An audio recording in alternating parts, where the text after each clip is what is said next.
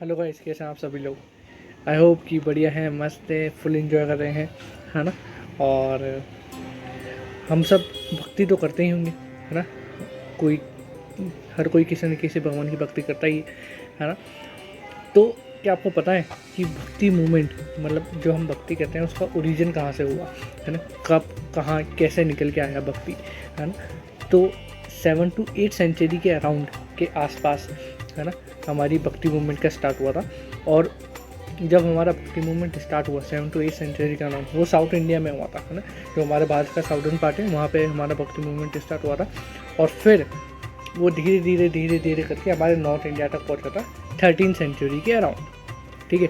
तो भक्ति करने का मेन मोटिव ये है, या फिर ये हुआ करता था कि लोग साल्वेशन प्राप्त कर सकें, मोक्ष प्राप्त कर सके, जो हमारी बर्थ और रीबर्थ की साइकिल जो है उसको तोड़ सके, उसको ब्रेक किया जाए, है ना। So that is the main movement of भक्ति। ठीक है। तो इस चीज़ के लिए बहुत सारे सेंट्स उभर के आए। सेंट्स इन द सेंस आप पंडित बोल सकते हैं उनको, है ना। और साधु संत आप उनको बोल सकते हैं, है ना। बहुत सारे सेंट्स, साधु संत उभर के आए, है ना, उस रीजन से, उस टाइम से, जिन्होंने ये बताया।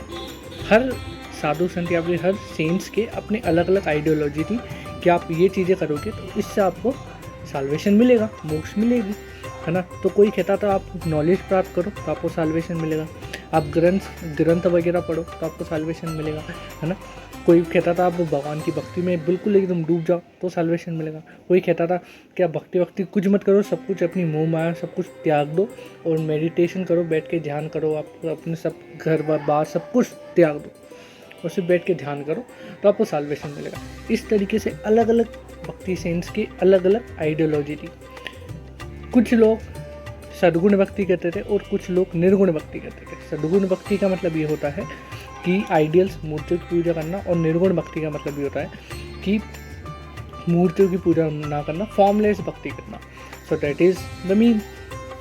अब जैसे कुछ मैं एग्जांपल लूँ सद्गुण और निर्गुण भक्ति सेंस के बारे में, तो उस समय में अपने शंकराचार्य जो थे, है ना, शंकराचार्य ये 7 to 8 सेंचुरी के अराउंड आए थे। केरला वाले रीजन में ये भक्ति सेंट थे।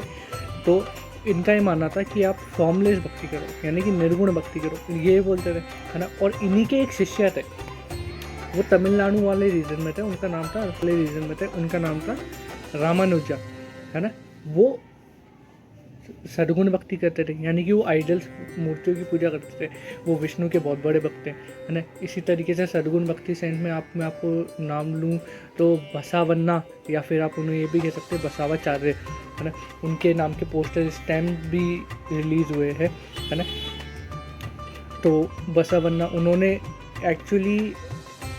क्या करा था, उन्होंने शिवलिंग को लिंग के फॉर्मेट में पूजना स्टार्ट कर दिया। जो हम लोग शिव जी को पूछते हैं जिस फॉर्मेट में, लिंग के फॉर्मेट में, उन्होंने इस प्रथा को स्टार्ट करा था, शिवलिंग को लिंग के फॉर्मेट में पूजना। क्योंकि उनका ये मानना था कि किसी में कोई डिफरेंस नहीं है, ना आदमी में कोई डिफरेंस है, ना वुमेन में कोई डिफरेंस है, no discrimination in the world, और भगवान जो है फॉर्मलेस है।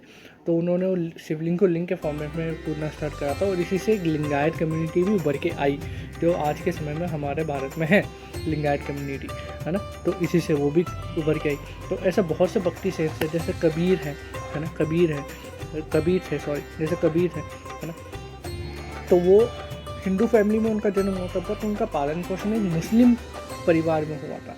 वो राम जी के बहुत बड़े भक्त थे, तो वो फॉर्मलेस भक्ति में मानते थे, वो निर्गुण भक्ति सेंट थे, है ना। उनका ये मानना था कि भगवान जो है वो हर जगह है, हर एक चीज़ में भगवान है ना। ये ऐसे बहुत से भक्ति सेंस है, बहुत से भक्ति सेंस। उस इन सब के बारे में अगर मैं डिटेल में बात करने बैठूँ तो एक अलग से सेशन लगेगा, अलग से वीडियो बनानी पड़ेगी, वो लंबी वीडियो रहेगी। मेरा मोटिव ये है कि आपको अभी छोटे से फॉर्मेट में थोड़ी बेसिक चीज़ें समझा दें, बेसिक चीज़ें बता दें, जिससे कि आपको भी अवेयरनेस हो कि जो भक्ति हम लोग कर रहे हैं, है ना, उसका सही मायने क्या है, और वो कहाँ से निकल के आया है, और क्या उसका मोटिव है। So that is the main purpose of mind. छोटे शब्दों में आपको समझा देना, है ना। तो ये सारी चीज़ें हैं, है ना। और फिर इसके बाद में हम कंक्लूड करेंगे, है ना। और ये जो भक्ति सेंस थे ये भी 2 टाइप्स के हुआ करते थे, है ना। मतलब बेसिकली 2 कम्युनिटी उभर के आई थी। एक तो उनको बोला जाता है नारायणास और एक अल्बरास। नारायणास जो थे वो शिव जी की पूजा करते थे, शिव जी की वर्शिप करते थे, और अलवराज जो थे वो अपने साथ में अपने विष्णु जी की पूजा करते थे, है ना। तो ये लोग जगह जगह घूमा करते थे और जगह जगह घूम घूम के ये लोग अपने भजन कीर्तन किया करते थे, अपनी राइटिंग्स लिखा करते थे, है ना, जिससे कि लोगों को इसके बारे में अवेयरनेस हो, लोग इन सब चीज़ों के बारे में जाने।